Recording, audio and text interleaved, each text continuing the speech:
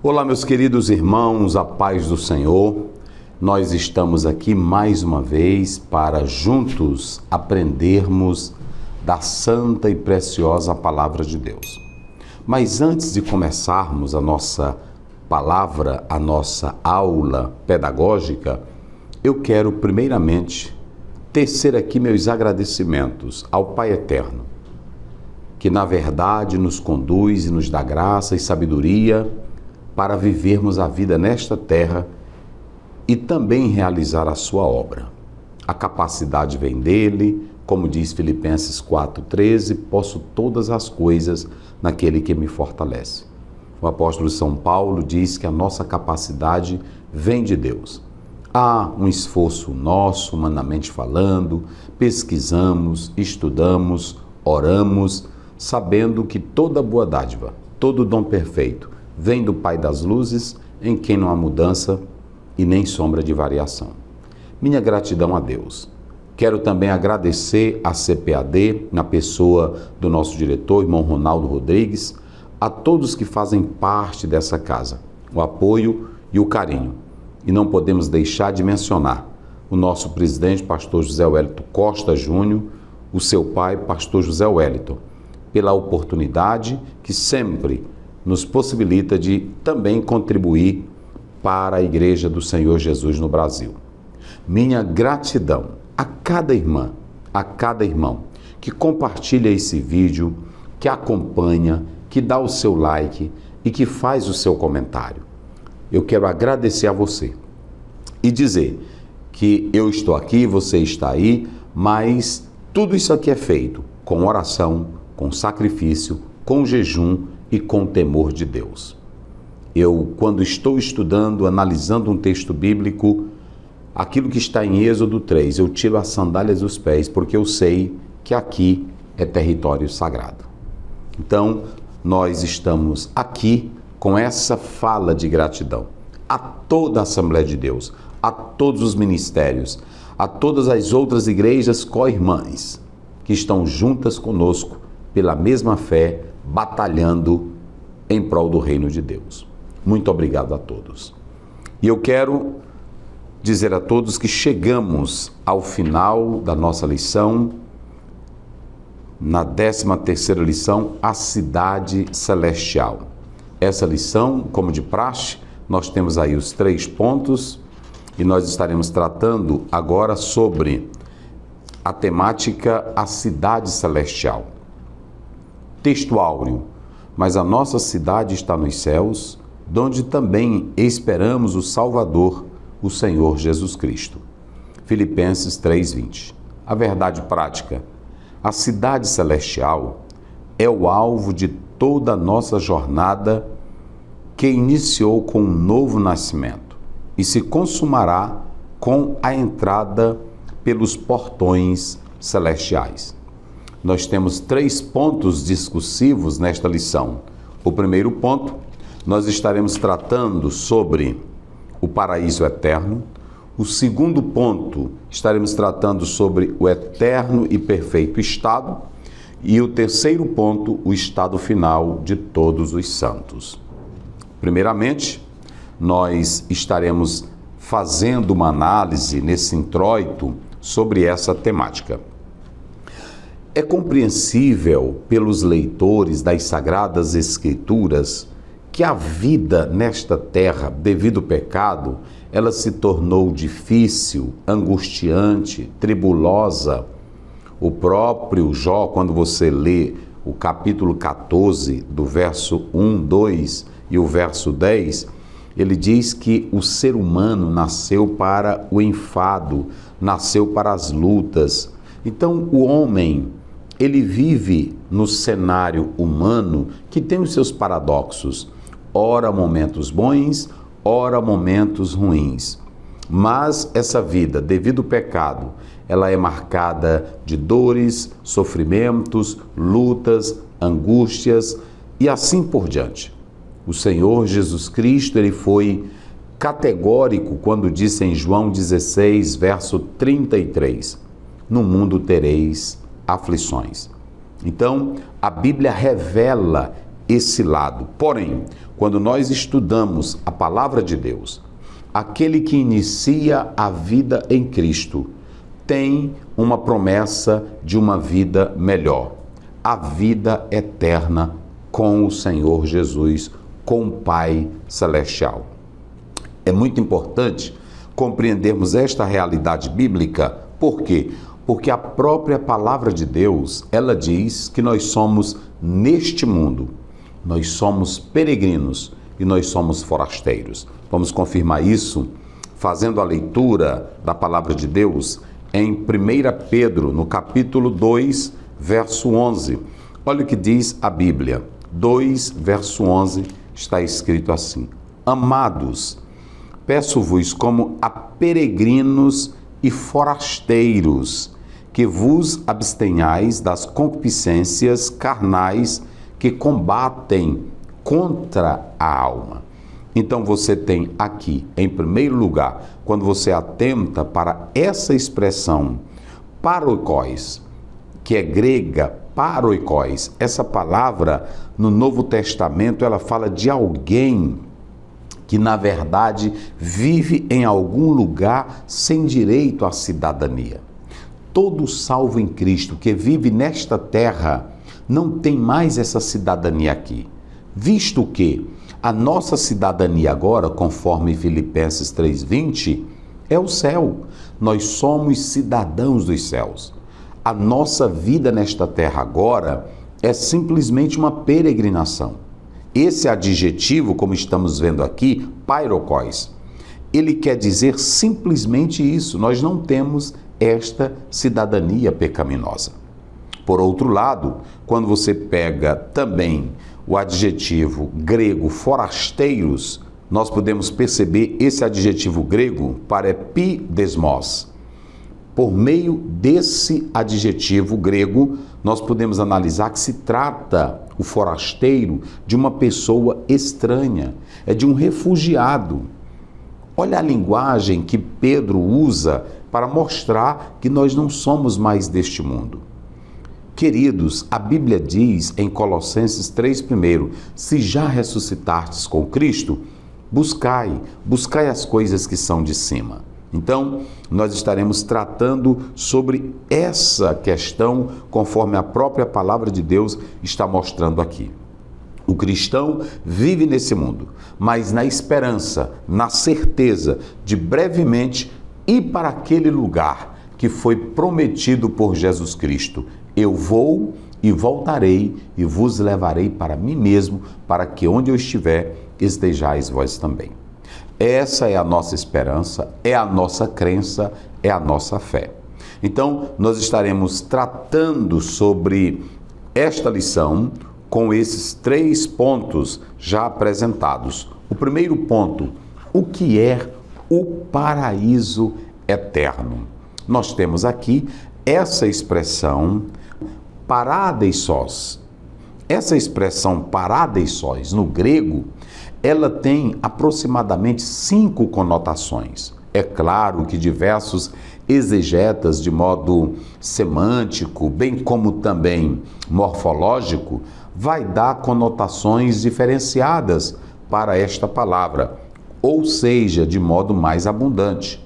Todavia, seguindo aqui a linha de Strong, ele apresenta 5 colocações sobre esta expressão paraíso. Primeiramente, essa palavra paraíso, ela é uma palavra persa. Quando vem para o grego, quando vem para a Septuaginta, ela tem a sua conotação dentro do contexto bíblico do Novo Testamento. Mas, primeiramente, a palavra paraíso, ela pode apontar para uma região, um local cercado, pode falar de uma reserva, um local como se fosse um parque bem sombreado, bem irrigado. Nesse local, os animais silvestres, eles ficam ali mantidos, protegidos. Então, veja que também pode falar de um lugar que é guarnecido por muralhas, por torres, e assim é a primeira ideia para a palavra paraíso.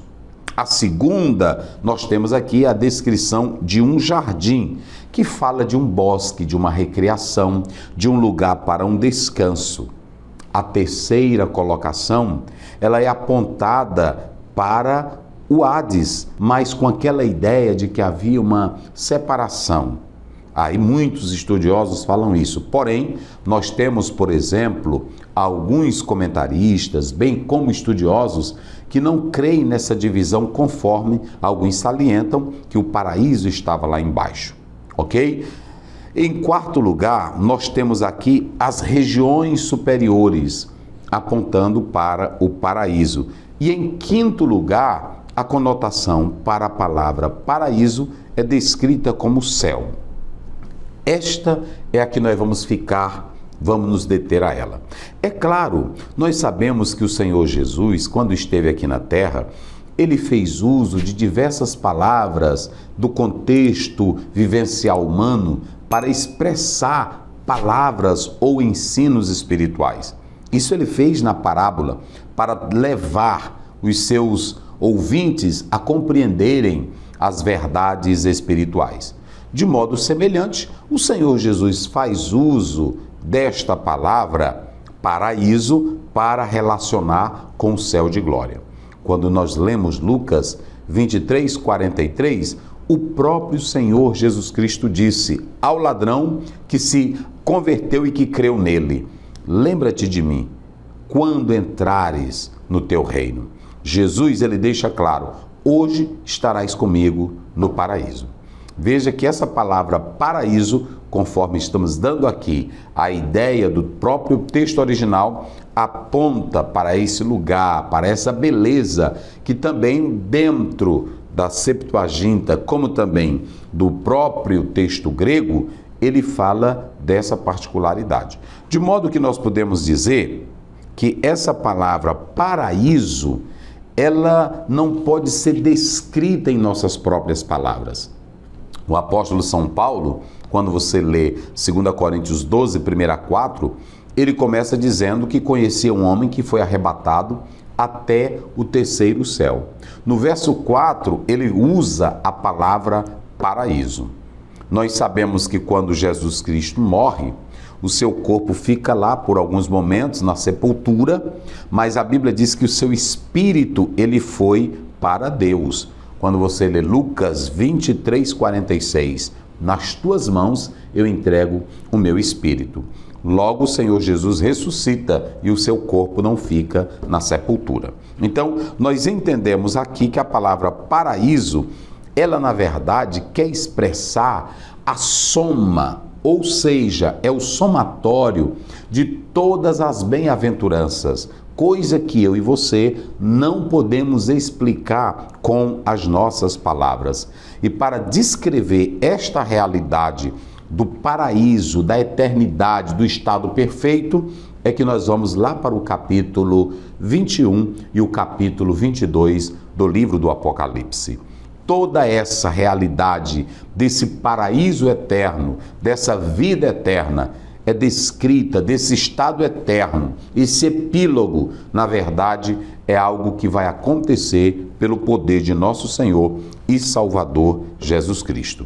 Então, nós temos aí a descrição dessa palavra paraíso.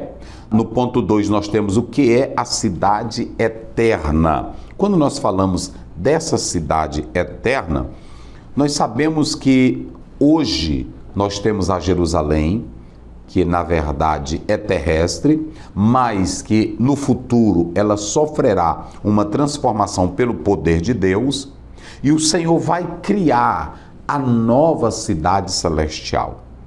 Isso é muito importante, isso é muito interessante. E nós podemos analisar, só para os irmãos terem uma ideia, vamos ler a palavra de Deus em Mateus capítulo 24, você que tem a sua Bíblia, acompanhe comigo, Mateus capítulo 24, verso 33. Está escrito assim, Mateus 24, 33. Igualmente, quando virdes todas estas coisas, sabei que ele está próximo, às portas. Agora vamos lá para 2 Pedro. Abra a sua Bíblia comigo na carta de 2 Pedro, capítulo 3, verso 10. Está escrito assim: Mas o dia do Senhor virá como ladrão de noite, no qual os céus passarão com grande estrondo, e os elementos ardendo se desfarão, e a terra e as obras que nela há se queimarão.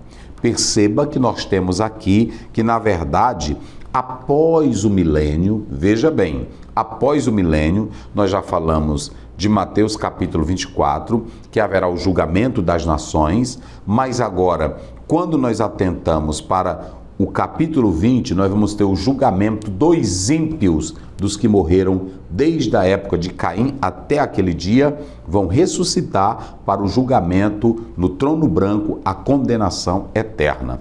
Feito isso, aí vai se descortinar um novo cenário, depois do milênio, a eternidade com Deus. No final do milênio isso irá acontecer. Então assim, nós podemos analisar que vai começar a vida eterna.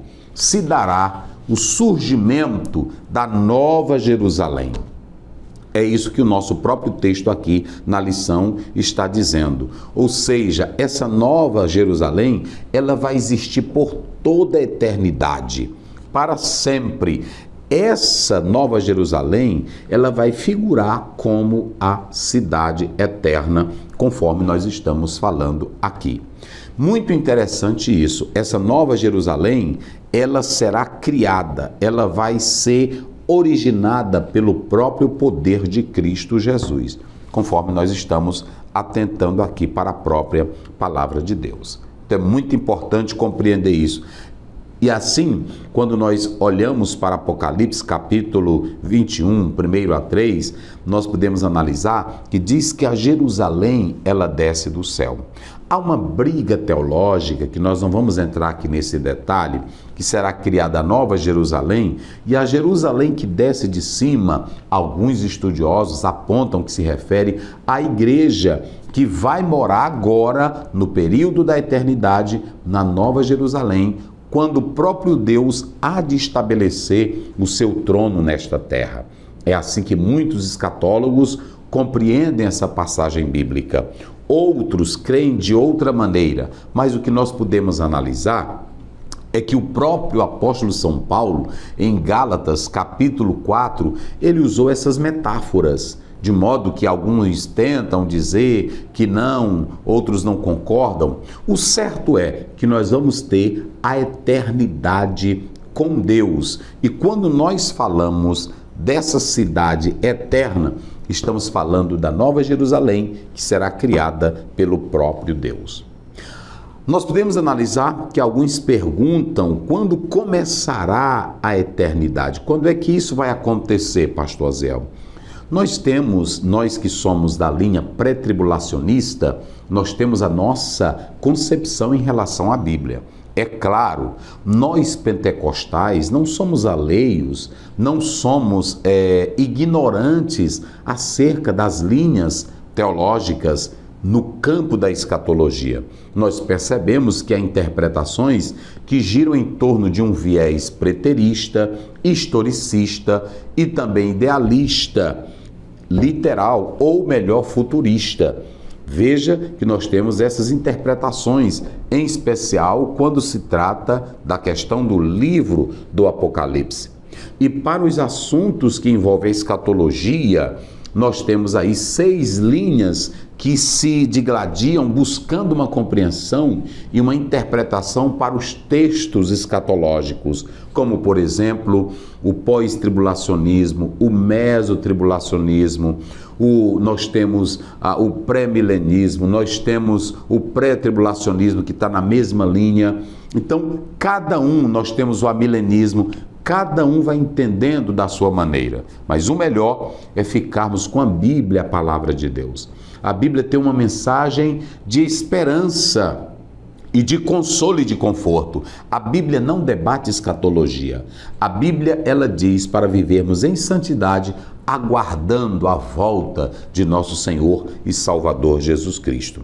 Então, nessa perspectiva, Quem segue, como é o nosso caso, a linha pré-tribulacionista, nós compreendemos que logo que a igreja for arrebatada, dar-se-á início à grande tribulação, num período de 7 anos, envolvendo a nação de Israel, quando a igreja não estará mais aqui na terra, bem como a punição para os ímpios pecadores que rejeitaram a Deus. Fim da tribulação, nós teremos então o início do milênio, e fim do milênio, o julgamento, conforme Apocalipse 20. Fim do julgamento, nós temos o estabelecimento da eternidade com Deus. Para o cristão, salvo em Cristo, no momento em que for arrebatado, já começa a sua vida eterna com Deus. É isso que nós podemos analisar. Eu coloquei aqui na nossa lição que logo ao chegar o fim do milênio, se dará início ao estado eterno. É muito importante não confundir o milênio com o estado eterno. O milênio é um período que está relacionado também com Israel, cujas profecias relacionadas ao Messias, dentre outras, ainda irão se cumprir em relação ao povo judeu, em relação ao remanescente fiel que permaneceu crendo no Messias, o Filho de Deus. Então, isso, depois da tribulação, a nação que vai entrar para o milênio, já restaurada, terá direito a esse período de 1000 anos de paz e prosperidade, restauração, como diz a própria palavra de Deus. É claro, os amilenistas não irão concordar com o que eu estou dizendo. E há pontos dentro da escatologia pós-tribulacionista que vão divergir aí da linha pré-tribulacionista. Porém, nós cremos dessa forma à luz da própria palavra de Deus. Ok? Então, no segundo ponto, nós estamos falando sobre o estado eterno. Nós temos aí o eterno e perfeito estado. Como se configura, pastor Zéu, o eterno e perfeito estado? Simples. Nós podemos descrever isso aqui pela nova ordem que vai ser estabelecida pelo próprio poder de Deus.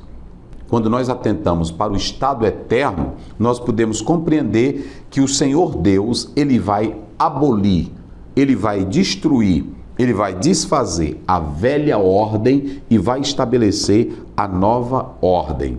A velha ordem era do caos, era da tirania, era da bagunça, do pecado, da maldade, da criminalidade, da desigualdade, do preconceito, do racismo. Era a ordem velha. A nova ordem que vai ser criada pelo poder de Deus, na verdade, fala-se do novo estado eterno, onde vai prevalecer a santidade, a justiça, a perfeição, a glória de Deus, a iluminação perfeita. Quando nós atentamos para Apocalipse 22, é muito importante compreender esse estado eterno perfeito como aquilo que Deus começou lá no Éden, mas aqui é algo muito melhor. O homem perdeu, está lá em Gênesis 3:24, por causa do pecado, a bênção de viver no Éden. Mas agora, através do sacrifício de Cristo Jesus, ele recupera e tem direito agora a entrar na Cidade Santa pelas portas. Então, é isso que pode ser visto como o eterno e perfeito estado. Quando nós atentamos para Apocalipse capítulo 22, 1 a 5, nós temos em detalhes. Querido irmão, querida irmã, querido professor, não deixe de falar isso na sala de aula. Isso aqui é totalmente espiritual. Nós temos aqui 4 detalhes importantes que vão descrever o estado eterno perfeito à luz da Bíblia. É claro, nós temos uma linguagem simbólica que busca exprimir, que busca relatar, ainda que de modo opaco, ainda que não de modo tão profundo para a nossa realidade, o que será a eternidade com Deus. Veja, João, ele vai descrever a vida eterna como um rio que sai do trono de Deus. Esse rio aqui, ele está tratando da vida eterna. É muito importante cada irmão compreender essa realidade. Esse rio aqui, ele é simbólico, ele quer expressar a vida eterna. Ou seja, João procura descrever o estado eterno, a qualidade da vida eterna na Nova Jerusalém através desse rio da vida. Esse rio da vida é a realidade descrita pela palavra, falando daquilo que vai ser a eternidade com Deus. Nós temos diversas passagens bíblicas no nosso livro de apoio, você pode analisar isso ainda com mais profundidade. Esse rio da vida, queridos irmãos, que vai estar na nova cidade celestial, é deixando claro que agora a morte foi banida, o pecado foi destruído, tudo se acabou, prevalece agora a nova vida implantada pelo Deus Todo-Poderoso. Interessante que João diz que o rio corre da praça. A ideia aqui é que nessa nova Jerusalém, a vida eterna está centrada no próprio Deus. Ela prevalece. Olha como é lindo isso. Em segundo lugar, João ele vai falar da vida eterna, descrita como árvore. Novamente, queremos dizer que tem-se aqui o aspecto simbólico, porque essa árvore aqui, ela está apontando para Jesus Cristo. É claro, nenhuma árvore em si tem poder para gerar vida, para gerar salvação, para trazer gozo. Só quem pode fazer isso é Cristo Jesus, o Filho de Deus. E João, ele está mostrando aqui claramente que essa árvore da vida é Jesus Cristo, o Filho de Deus. Nós podemos compreender que em João 1,14, Jesus como verbo se fez carne e habitou entre nós. Ou seja, essa árvore aqui, ela aponta para Cristo. Cristo Jesus, ele pela sua morte trouxe a vida e a imortalidade. Você pode ler 2 Coríntios 5, verso 4. O texto fala dos frutos desta árvore, que são 12. O interessante aqui, queridos irmãos, é que esses frutos, conforme o próprio texto está dizendo, é a vida que triunfou sobre a morte. É esse o sentido. Quando se fala de modo simbólico, metafórico desse fruto, está mostrando que Cristo, a árvore que morreu, aquele ser humano que se tornou carne, sendo Deus, se tornou carne, morreu pelos nossos pecados e ressuscitou e nos garante a vida eterna. Quando João faz menção das folhas desta árvore que serve para curar, na verdade ele está falando aqui da vida completa em Cristo. Pelo sacrifício de Jesus Cristo, todos que o receberam são purificados, curados e têm vida e vida com abundância. De modo que no novo estado eterno nós não teremos dores, doenças, enfermidades, males, tudo foi banido, porque a vida eterna em Cristo Jesus nos garante um novo estado, uma nova vida. Também, em terceiro lugar, o texto de João, Apocalipse, capítulo 22, fala sobre a vida eterna sem males. João diz que toda maldição foi tirada. Leia Zacarias 14, verso 11. Ou seja, a nova realidade eternal é de vida, é de paz, é de alegria, é de um estado perfeito. Por quê? Porque nós sabemos claramente que tudo foi transformado e essa transformação ela vem pelo poder de Jesus Cristo, o Filho de Deus. Saiba de uma coisa, nós temos hoje grandes universidades, centros universitários, médicos. Por mais que você forme uma pessoa, capacite ela, mas você não pode erradicar da sua alma a maldade, a inveja, o ciúme. Você não pode tirar do coração de um ser humano o egoísmo, o racismo, a segregação. Sabe o que acontece? O estado eterno vai ser maravilhoso porque as pessoas que ali entrarão são transformadas, regeneradas pelo poder de Cristo Jesus, o Filho de Deus. Ademais, é dito que naquela cidade estará o trono de Deus.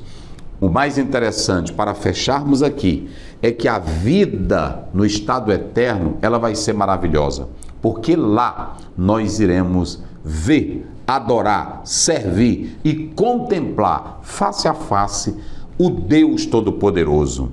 o Cristo verdadeiro. Pregamos muito, cantamos sobre ele, mas o Senhor Jesus Cristo, uma certa vez, em João 20, 29, ele diz: bem-aventurados que não viram e creram. Naquele dia, querido irmão, querida irmã, você que está me ouvindo, que promessa linda! Naquele dia, nós o veremos. Diz João, e seremos semelhante a Jesus Cristo, o Filho de Deus. Assim, acabou-se a noite, não haverá mais noite, trevas, porque a presença do Senhor estará ali. Por fim, eu quero dizer a todos que agora, nesse terceiro ponto, nós falamos sobre o estado final de todos os santos. Se você pegar a sua Bíblia, Abraão, ele sabia e tinha certeza de uma cidade melhor. Leia Hebreus capítulo 11, verso 9 e 10. Moisés tinha a certeza de uma cidade melhor. Hebreus 11, 24, 27. Nós um dia estaremos todos reunidos na mansão celestial, no estado eterno perfeito, na cidade que será a nossa morada para sempre, as mansões celestiais. E eu quero dizer a todos nesta oportunidade que vai chegar o dia que finalmente todos nós estaremos em casa, como diz Filipenses 3:20. Que Deus te abençoe em nome de Jesus.